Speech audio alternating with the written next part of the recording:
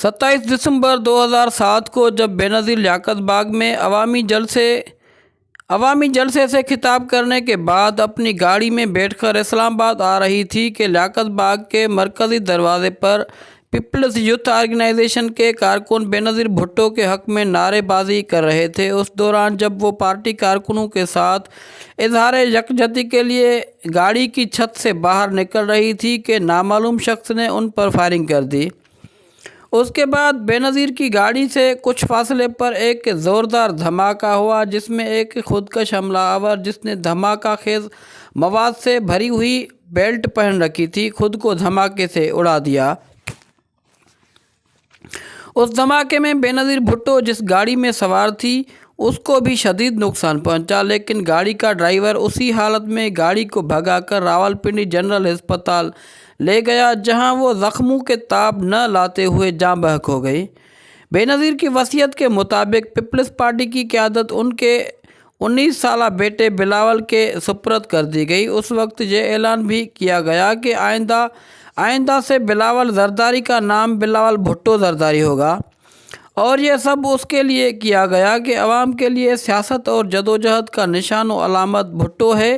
اگر اس کے نام کے ساتھ بھٹو نہ ہوا تو لوگ اس کی قیادت کو تسلیم نہیں کریں گے۔ پاکستان کی تاریخ میں یہ پہلا موقع ہے کہ کسی شخصیت نے اپنے باپ کے ساتھ ماں کے قبیلے کو بھی نام کا حصہ بنایا تھا۔ اس سے قبل اس طرح کا کوئی عمل سامنے نہیں آیا تھا۔ مخالفین نے اس پر بہت تنقید کی اور اس کو سیاسی شعبدہ بازی اور سیاسی چال قرار دیا۔ 2 نومبر 2007 کو ڈیوڈ فراسٹ سے بات چیت میں بے نظیر نے دعویٰ کیا تھا کہ اسامہ بن لادن کو شیخ عمر نے قتل کر دیا تھا۔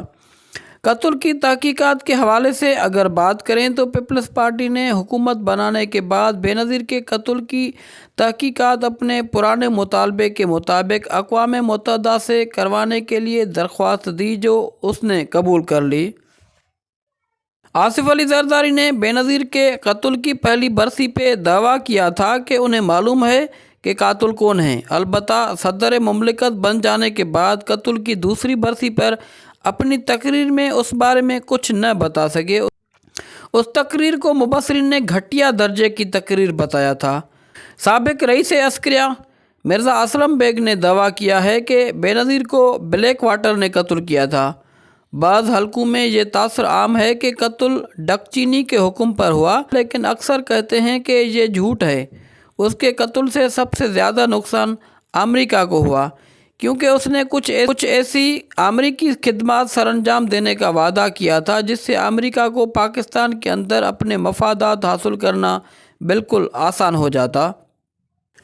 محترمہ بے نظیر کے حوالے سے کچھ متنازع بیانات یہ ہیں کہ بے نظیر نے لال مسجد آپریشن کی کھل کر حمایت کی تھی۔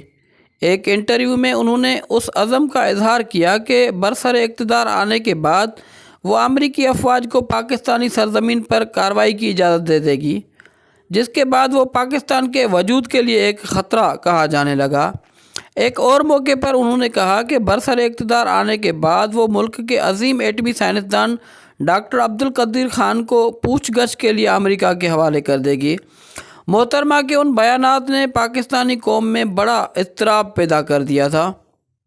محترمہ بے نظیر بھٹو کے کچھ کتاب بھی لکھے ہوئے ہیں، جن میں the gathering storm, Islam, democracy and the west and daughter of east سر فہرست ہیں۔